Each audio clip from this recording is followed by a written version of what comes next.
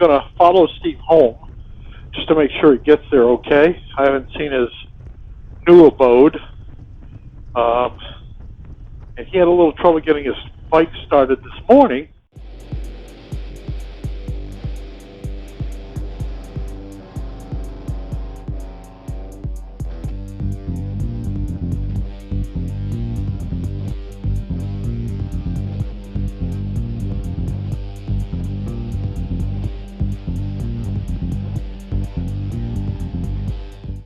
I had a jump tack with me, so we were able to get it started. And it just started up after the restaurant. He's got cams in that thing, I guess, and it just seemed like it couldn't push the engine over the cam this morning. I don't know if maybe the battery was cold, because it was cold this morning, probably down in the 30s overnight.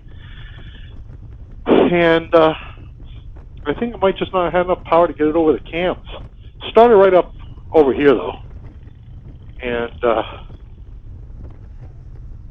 anyway, I'm going to follow Steve down to his house. I cleaned my windshield, so I got a nice clear view for the camera. I just have to get into the habit of doing that before I get on the bike every time, and I'm not in the habit yet. I know all you expert YouTubers like Memphis Mike and Chris Caliente and the rest. Brian at Two Wheeled Obsession, I know you're cleaning your windshields regularly, and I'm going to follow suit. Look how clean that is, baby. Oh, yeah. So here we are, Route 16, nice road. This used to be the main road north and south up to the North Country in New Hampshire. But now we have 93, I-93, and you still have to cut over to get over to this side. But this used to be the only option.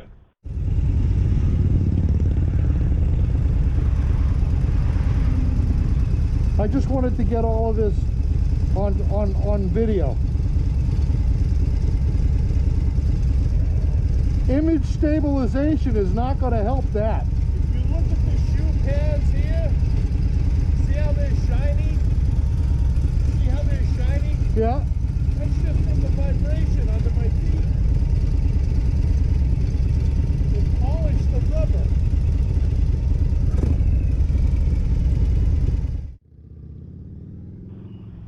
I'll tell you what, I've always said I'd like to have a Harley Davidson. Same way I said I'd always like to have a Goldwing. A Harley Davidson is still on my bucket list.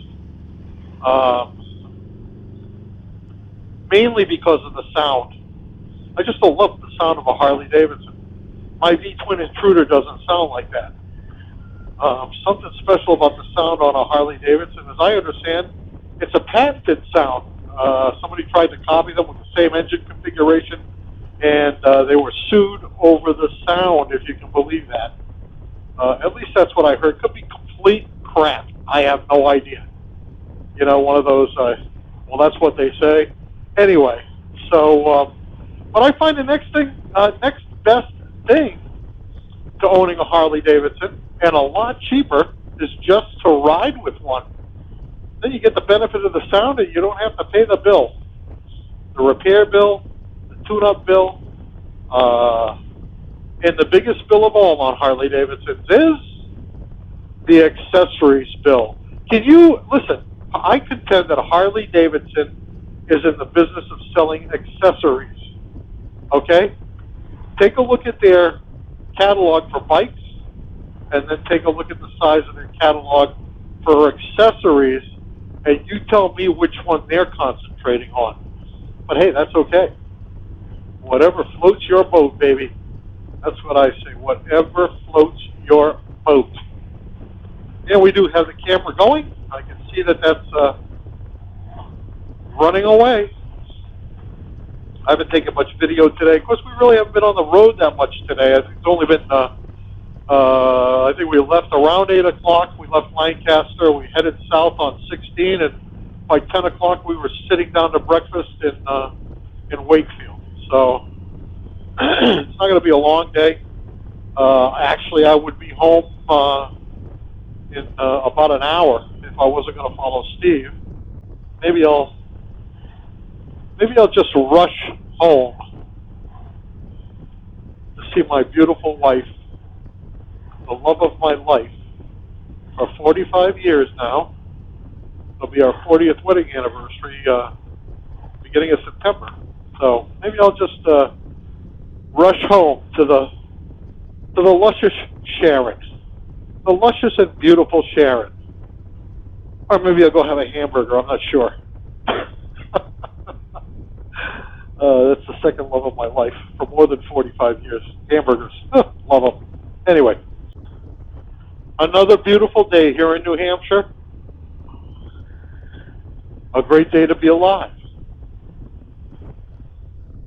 I am so blessed. I am so blessed. I never thought I would do this again. I am so blessed. Because not only am I doing it, I'm doing it on a gold wing. That's right, I'm out on the gold wing.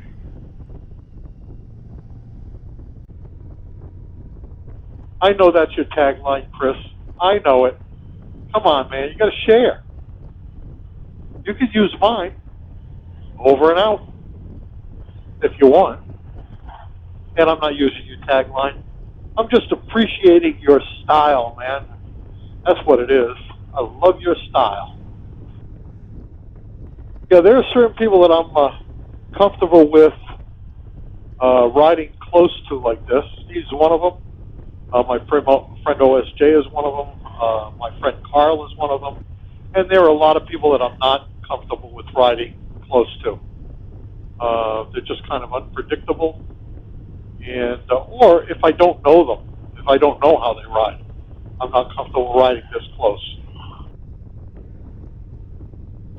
You can see Steve's got a little bit of frustration with. He's used to riding BMWs and Ducatis, so he's a little frustrated with the power and handling of that Harley Davidson. I'm not sure why he bought it, other than he got a smoking deal on it.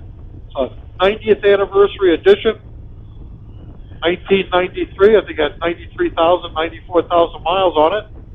But he got a brand spanking new engine and transmission under warranty, believe it or not. I guess the original owner of that bike bought it with a lifetime warranty on the engine and transmission.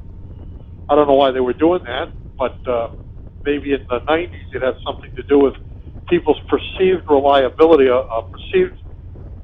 perception of reliability on a Harley Davidson. I'm not really sure. It doesn't really matter. He got a new engine and transmission, so that thing is like not even really broken in that much yet. I don't think he's put maybe 500 miles on it. So hopefully it'll loosen up a little bit. He said he's gonna keep it, but he probably won't ride it. He's looking at a 6-cylinder BMW now. He was looking at the R1250 RT, which is their touring BMW's 2-cylinder boxer touring bike. But he's feeling like it doesn't have enough horsepower for him. He wants the 6-cylinder so he can hop on it with his wife Phyllis on the back and just go wherever he wants to, whenever he wants to, and not worry about power. So I think that's what he's looking at right now.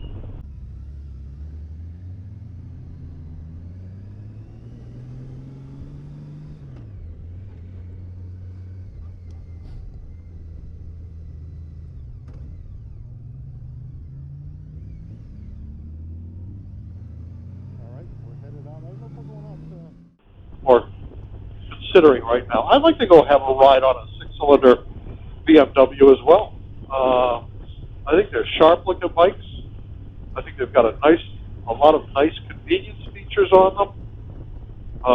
I think they're comparable price-wise to a new Goldwing.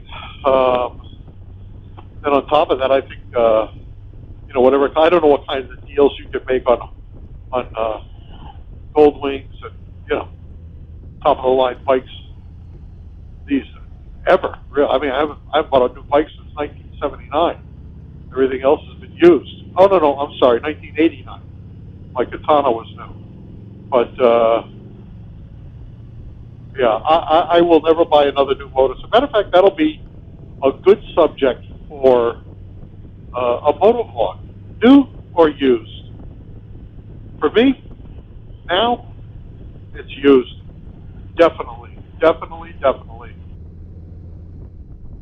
Well, we're almost at Steve's house. This has been a lot of noise about nothing. Thanks for riding along with me. At least maybe you got to see some pretty New Hampshire scenery. And I appreciate your company. Appreciate you tagging along. For this episode of Motorcycle Confessions, over and out.